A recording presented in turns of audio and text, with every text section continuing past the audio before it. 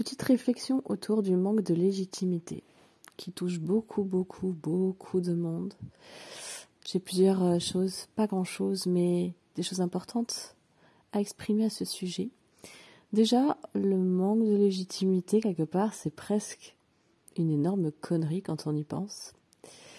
Et c'est vachement important de sortir d'un certain cadre rigide parce que ça sous-entendrait que quelque part, soit on peut apporter quelque chose à quelqu'un, soit on peut rien lui apporter.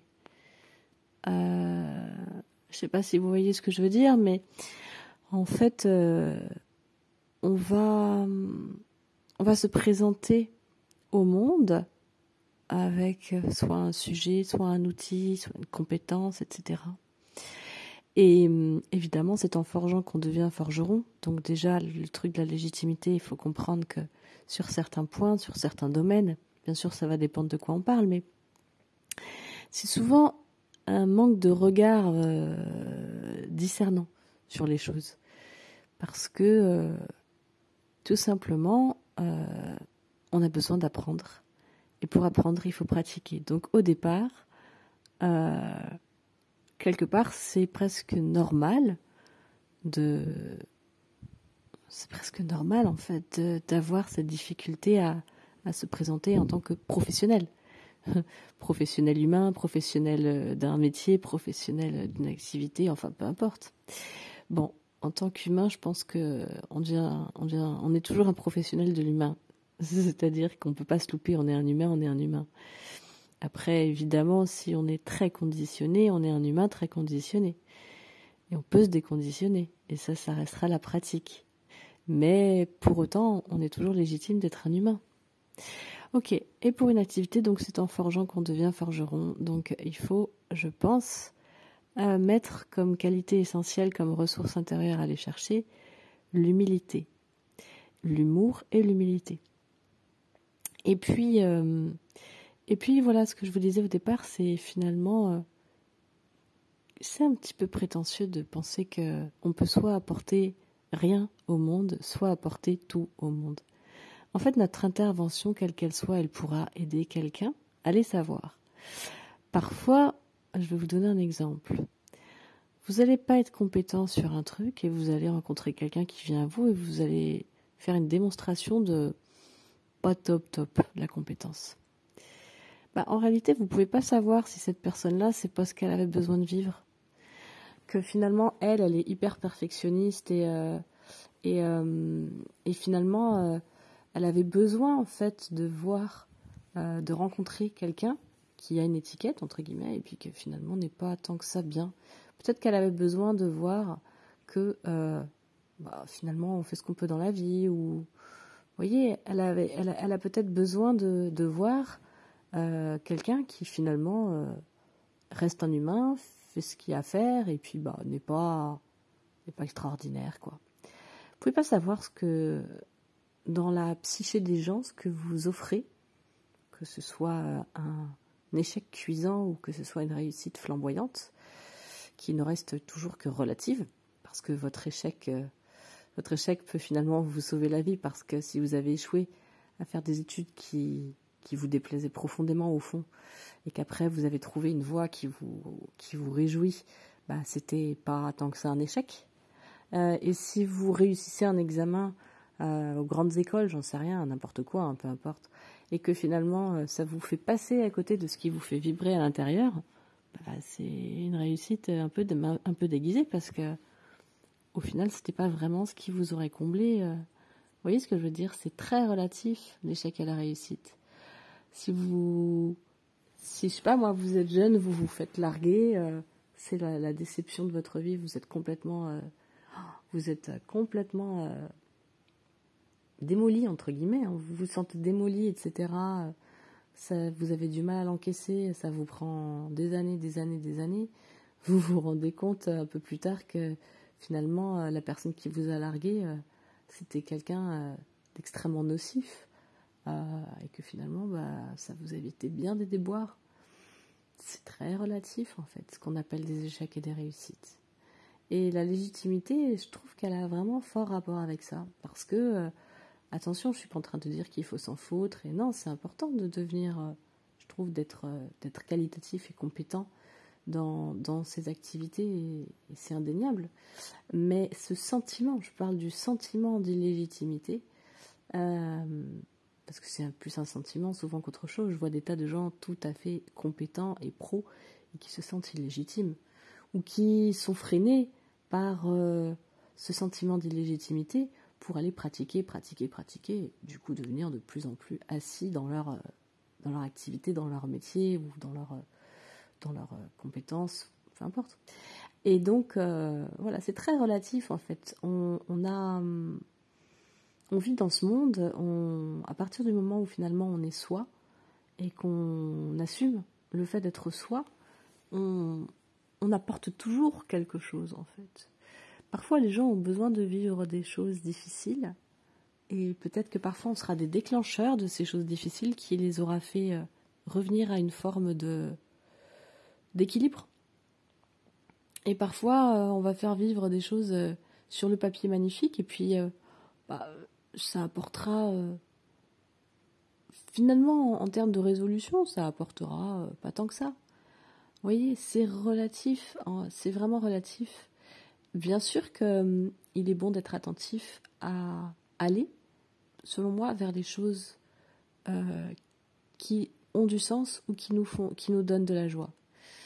Ça, pour moi, c'est évident, parce que ça veut dire qu'on s'aime assez pour se donner droit à ça et assumer ça.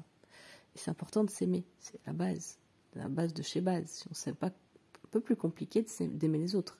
On n'est pas obligé d'être à un point dingue d'amour pour soi pour avancer, hein. Ça se fait en allant aussi. Et c'est au contact des autres qu'on apprend à s'aimer aussi. Hein. Donc l'idée, c'est pas de rester seul à apprendre à s'aimer devant son miroir et puis après d'arriver dans le monde. Non, ça se fait par corrélation. Une chose agit sur une autre. Mais disons que je pense que garder à l'esprit qu'être dans l'acceptation totale de qui on est et de remplir sa sphère de la joie d'être soi. J'ai fait une vidéo récemment sur... elle était un petit peu tronquée la vidéo, il faudra que je la refasse, mais la joie de remplir sa sphère de la joie d'être soi, c'est une émanation de je suis légitime en fait. J'ai pas à prouver ma légitimité puisque je suis sur Terre. Si je suis sur Terre, c'est que de par nature, être déjà c'est suffisant. Et forcément, comme je suis un être humain, je vais avoir des choses à faire parce que un être humain par nature, il se met en mouvement. Quand il se remet en contact avec son élan vital, il va se mettre en mouvement, inévitablement. Et donc, il va faire des choses. Être et faire. Et par conséquence, en conséquence de tout ça, avoir. Plutôt que avoir, faire et être, ou faire, avoir et être. Non, être, c'est la base. Et donc, justement, on en revient sur la fameuse légitimité, le sentiment de légitimité. On ne peut pas savoir, je reviens là-dessus, on ne peut pas savoir la puissance de ce qui émane de nous quand on arrête de juger si c'est suffisant, pas suffisant, surtout quand c'est vraiment exagéré. Comme je vous le disais, hein, se remettre en question, c'est une très belle chose. C'est vraiment très important. Mais souvent, les gens qui manquent de légitimité se remettent énormément en question. Et pour le coup, en termes de nuances, on est plus sur le surplus que sur le pas assez, en termes d'équilibre. Donc voilà, petite vidéo pour ceux qui se sentiraient illégitimes. Pensez-y, souvent les gens qui se sentent pas légitimes, ce sont des gens qui sont en travail sur soi, qui sont en développement personnel, en développement spirituel. C'est un peu souvent le cordonnier le plus mal chaussé.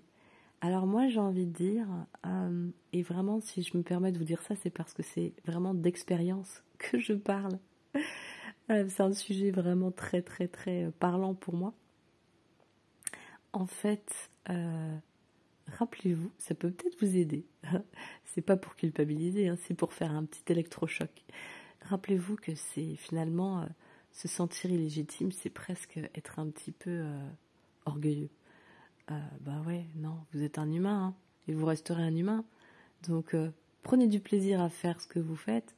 Faites-le, refaites-le, refaites-le. vérifiez que c'est bien ce qui vous plaît, ce qui fait sens. Et si il vous manque des cordes à votre arc, alors ouais, allez réviser, allez apprendre, allez rajouter. Mais ne le faites pas parce que vous vous sentez illégitime, faites-le parce que vous remarquez que c'est une aide précieuse par rapport à l'activité que vous voulez faire.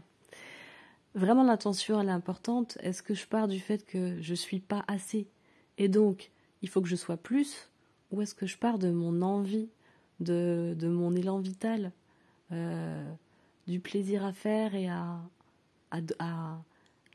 faire vivre cette activité ou ce talent. Voilà, c'est, je pense, quelque chose de fondamental à comprendre, parce que, alors après, c'est pareil, parfois il faut du temps pour le comprendre et rien ne vaut l'expérience. Peut-être que vous entendrez cette vidéo et que dans 1 an ou 2, j'espère pas 5, bon, peut-être 5, peu importe le temps, vous vous dire « Ah, mais ça y est, j'ai compris ce qu'elle avait voulu dire !»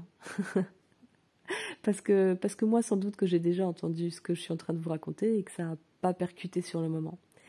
Et aujourd'hui, ça percute. Alors, après, ça peut revenir. Enfin, le sentiment d'illégitimité, ça peut aussi être très passager. Mais quand c'est vraiment installé, c'est vraiment emmerdant, quoi. Ça fout des sacrés bâtons dans les roues parce que, tout simplement, ça empêche de profiter de la vie.